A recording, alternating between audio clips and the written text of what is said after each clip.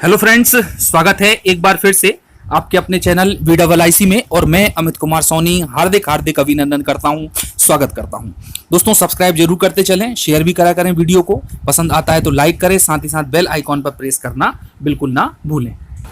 दोस्तों, अभी तक हम वेरिफिकेशन की प्रोसेस में देखते आ रहे हैं कि कई सारे अभ्यर्थी हैं जो या तो नियमों के बारे में ठीक से जानते नहीं हैं और कहीं कहीं पर गवर्नमेंट की भी चूक है और एकरूपता का अभाव है, जिसके कारण कि अभ्यर्थियों को जो कि चयनित हैं उनको वेरिफिकेशन में काफ़ी कुछ समस्याएं आ रही हैं, प्रॉब्लम आ रही हैं। यदि हम एलाइड सब्जेक्ट की बात करें, यदि हम डबल डिग्री एक ही सत्र में करने की बात करें तो उनको तो बाहर कर ही दिया है। और साथ ही साथ जो अन्य प्रदेश के जाति प्रमाण पत्र यदि उन्होंने लगाया है और उनका OBC SC ST कैटेगरी में जो कि अदर प्रदेश का जाति प्रमाण पत्र है में सिलेक्शन हुआ है तो उनको भी बाहर कर दिया गया है। तो दोस्तों, आज हम बात करने वाले हैं जाति प्रमाण पत्र के संबंध में और साथ ही साथ इसका सुप्रीम कोर्ट और हाई कोर्ट का डिसीजन भी हम इसमें मेंशन करेंगे। तो दोस्तों, यहाँ पर दो कंडीशंस बनती हैं। पहली कंडीशन है कि क्या अन्य प्रदेश का जाति प्रमाण पत्र मध्य प्रदेश शिक्षक भर्ती में मान्य है। दोस्तों, यहाँ पर मध्य प्रदेश शिक्षक भर्ती की हम बात करना है, इसलिए मैंने ये वर्ड प्रयोग किया है। हालांकि किसी भी एग्जाम में जो कि भर्ती से संबंधित है वहां पर ये सभी जगह लागू होगा। तो अब दोस्तों, मान लीजिए कि कोई अभ्यर्थी उत्तर प्रदेश का है, चाहे वो महिला हो या पुरुष हो, और उत्तर प्रदेश का जाति प्रमाण पत्र उसका SC ST या OBC का बना हुआ है, और जब फॉर्म फिल करते समय उसने जाति प्रमाण पत्र के आधार पर अपनी कैटेगरी सिलेक्ट करके फॉर्म भर दिया, एग्जाम दे दिया और उसी कैटेगरी में उसका सिलेक्शन हो गया, लेकिन जब वेरिफिकेशन की बारी आई तो उनको अमान्य कर दिया गया, वो भी सुप्रीम कोर्ट और हाई कोर्ट के निर्णय अनुसार। तो वो भी मैं आप लोगों को बताऊंगा। चलिए दोस्तों, एक प्रश्न तो ये आया। अब दूसरा प्रश्न आता है कि क्या अदर स्टेट से MP में आई शादीशुदा महिला का जाति प्रमाण पत्र शिक्षक भर्ती में मान्य है।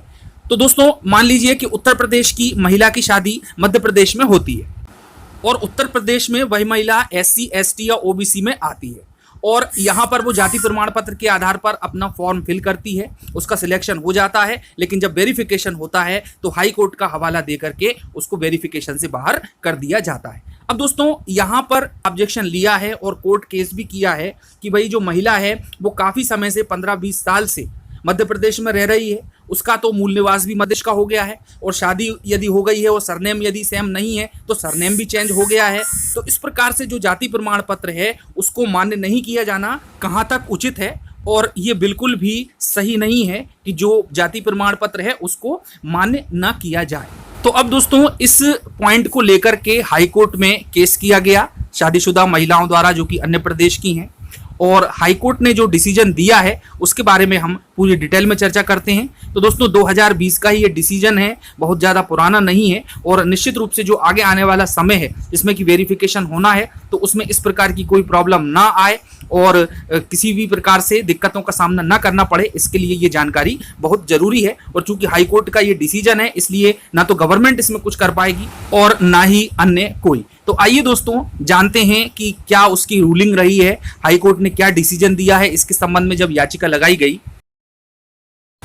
देखिए दोस्तों, ये नई दुनिया का जो वेब न्यूज़ है उससे रिलेटेड है, वहीं से हमने इसको लिया है। तो इसमें हाई कोर्ट ने कहा है कि दूसरे राज्य के जाति प्रमाण पत्र पर नहीं मिल सकती नियुक्ति। अब मैंने आप लोगों को दो कंडीशन भी बता दी हैं और दोनों जो कंडीशन है वो यहाँ पर लागू होती हैं। तो आइए दोस्तों, और आगे चलते हैं। मध्य प्रदेश हाई कोर्ट ने एक याचिका इस टिप्पणी के साथ खारिज कर दी कि दूसरे राज्य के जाति प्रमाण पत्र के आधार पर नियुक्ति नहीं मिल सकती।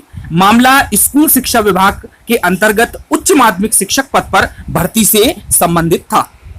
इसमें जो न्यायाधीश थे संजय यादव व जस्टिस विजय कुमार शुक्ला की युगल पीठ के समक्ष मामला सुनवाई के लिए लगाया गया। इस दौरान याचिकाकर्ता कमला देवी की ओर से अधिवक्ता विनोद कुमार दुबे ने पक्ष रखा था। राज्य शासन की ओर से उप महाधिवक्ता आशीष आनंद बर्नार्ड ने याचिका का विरोध किया। अब दोस्तों, जो पॉइंट निकल के आया वो ये था कि ये महिला उत्तर प्रदेश की थी, तो उन्होंने कहा है कि उत्तर प्रदेश का जाति प्रमाण पत्र मध्य प्रदेश में कैसे दें नौकरी। ठीक है, अब याचिकाकर्ता अनुसूचित जाति की सदस्य है, वह हाई स्कूल शिक्षक पात्रता परीक्षा 2018 में शामिल हुई। दोस्तों, ये शिक्षक भर्ती का ही मैटर है। परीक्षा में सफल रही इसलिए चयन हो गया। दस्तावेज सत्यापन के लिए बुलाया गया, लेकिन जुलाई 2020 में नियुक्ति के लिए अयोग्य करार दे दिया गया। इसके पीछे कारण यह बताया गया कि याचिकाकर्ता ने जो जाति प्रमाण पत्र संलग्न किया है वह उत्तर प्रदेश से जारी किया गया है, जबकि नियुक्ति मध्य प्रदेश में हो रही है। ऐसे में जो दूसरे राज्य हैं उसके जाति प्रमाण पत्र के आधार पर किसी अन्य राज्य में कैसे नौकरी दी जा सकती है। ठीक है, अब हाईकोर्ट ने पूरा मामला सुना और सुनने के बाद किसी भी प्रकार से हस्तक्षेप किए बिना उस याचिका को खारिज कर दिया। तो दोस्तों यहाँ पर याचिका ही खारिज कर दी गई, केस को आगे ही नहीं बढ़ने दिया गया।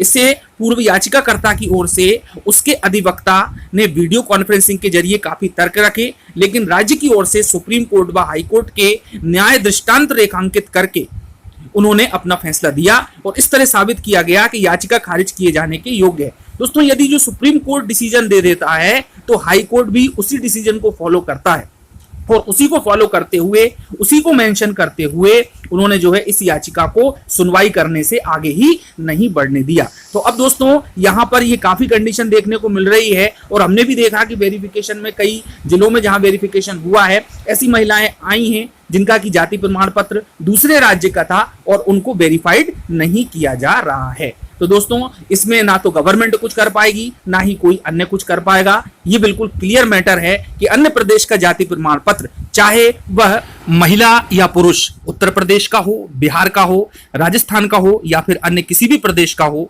तो मध्य प्रदेश में शिक्षक भर्ती ही नहीं बल्कि अन्य चयनित करने वाले एग्जाम जिनमें की नौकरी दी जाती है उसमें किसी भी स्थिति में पात्र नहीं माने जाएंगे और ये हाईकोर्ट का डिसीजन है। तो दोस्तों बिल्कुल गवर्नमेंट भी इसी के आधार पर अपना कार्य कर रही है। मिलते हैं अगले वीडियो में।